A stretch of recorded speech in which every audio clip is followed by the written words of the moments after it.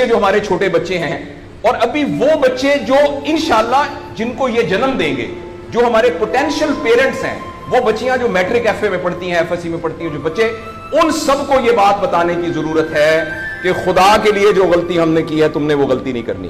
اپنے value system کو ٹھیک کرنا ہے.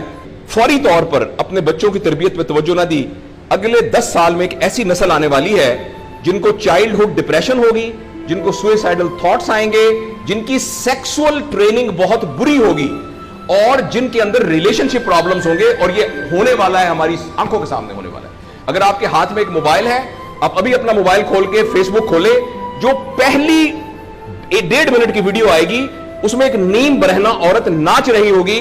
اگر آپ کے 8 سال کے بچے کو آپ نے موبائل دیا ہوا ہے، میں آپ کو یقین دلاتا ہوں اس نے ننگی عورتوں کو ناچتا ہوا دیکھ لیا ہے. اور وہ سارے ایکٹ جن کو منہ سے بیان کرتے ہوئے ہمیں شرم آتی ہے، وہ آپ کے 8 سال کا بیٹا اور 8 سال کی بیٹی دیکھ چکی ہے. اس سارے میں ایز اے پیرنٹ ہماری بہت رسپانسبلٹی ہے کہ ہم اس میں انٹروین کریں اور ان کو فزیکل ٹائم دیں، اور ٹائم دے کے ہم یہ 2 چیزوں پر مینلی کام کریں. تو انشاءاللہ العزیز ہمیں امید ہے کہ معاشرہ بچ جائے گا.